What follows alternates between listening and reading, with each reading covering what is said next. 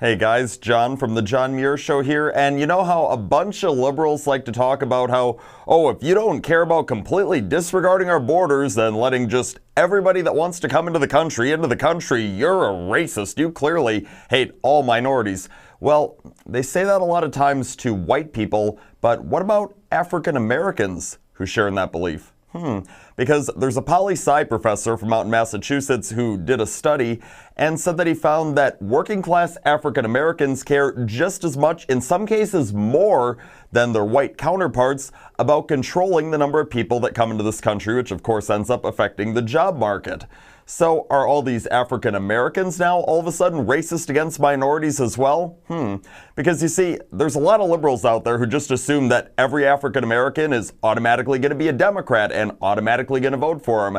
And yes, there are a lot of African Americans and minorities who do vote Democrat. It's their right to do it. But what's really unfortunate about it is, time and time again, liberal politicians go on the campaign trail, promise the world to these folks, saying, oh, we're going to do everything we can to help you. We're going to give you a better life and all that.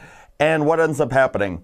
They get their vote, they get in power, they do absolutely nothing for those communities, and then the next time re-election comes around, we start the whole cycle over again. Yet you see it time and time again, and unfortunately there's a lot of African Americans and minorities out there who do continue to vote Democrat, even though you take a look, the poorest cities in the United States, the ones with the inner cities that are struggling the most financially and with crime, what do they usually have in common?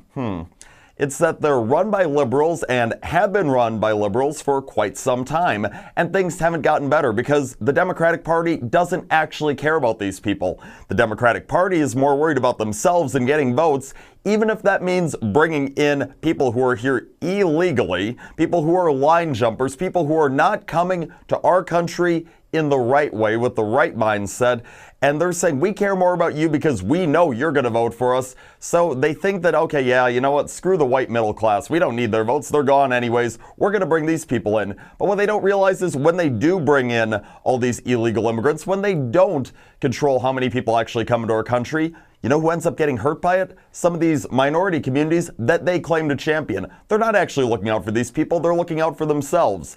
And you know what? It's just a shame because what happens when somebody who is in one of these minority communities actually speaks out about something? You see, recently, as you know, we've had Kanye West, the famous rapper, talking about how, I like Donald Trump because Donald Trump's actually getting things done. Take a look at the unemployment rate for African Americans. What's happened? Oh, it's at the lowest it's ever been. I mean, that's kind of a big deal. That's actually getting things done for that community. And Mr. West pointed out that under 8 years of President Obama, nothing was done for the inner cities, including his own, the one he came from in Chicago. So yeah, quite frankly, why would African Americans continue to fall in this cycle and continue to vote over and over and over again for politicians who don't care about them, who lie to them, who aren't actually going to help them? And it is terrific when you have somebody like Kanye West, and don't get me wrong, I'm still skeptical on this whole thing. I mean, I was never a huge Kanye West fan, but I do appreciate what he's done. And it's not just like, oh, he supports President Trump. I get there are good people, bad people who support President Trump. I'm not saying Kanye West is either. I don't know the guy. But what I do support is when he came out last week and defended Candace Owens, the African-American conservative commentator, and she was getting torn apart. Her blackness was being questioned by some white liberal guys. Like the audacity, you're actually going to question an African-American's blackness. And Kanye spoke out and he had said, look, you know, we can't take this. We don't all have to fit into a certain box. We don't have to all, because we're African American, because of our skin color, something we cannot control, all of a sudden vote a certain way. And he's opening up people's minds, and hopefully a lot more realize it. Heck, we're already heading in a good trend. President Trump got 8% of the African American vote. I get that's not a ton, but it's still a lot more than John McCain and Mitt Romney got. So quite frankly, it is great to see that there are people in the African American community who are realizing, no, we cannot continue to go down a path that has proven to be unsuccessful. We need to go down a path of what's actually going to be beneficial to us.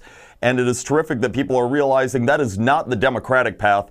And as much as I can go on and tell people that, as much as so many other people in similar positions as me can, it is absolutely terrific when you have somebody who many young people in the African American community look up to, like Kanye West, saying it, because quite frankly, some of the things he said have just been fact-based. They've been very reasonable. They've been needed to be said more and more for a long, long time. And if people actually do listen, this could spell the end to the Democratic Party not having those voters that they can just continue to manipulate every few years voting for him. And that would be terrific for our country, for the betterment of the country, because we know Democratic leadership, yeah, not only does it not help the minority communities, it really doesn't help anybody. We don't need that.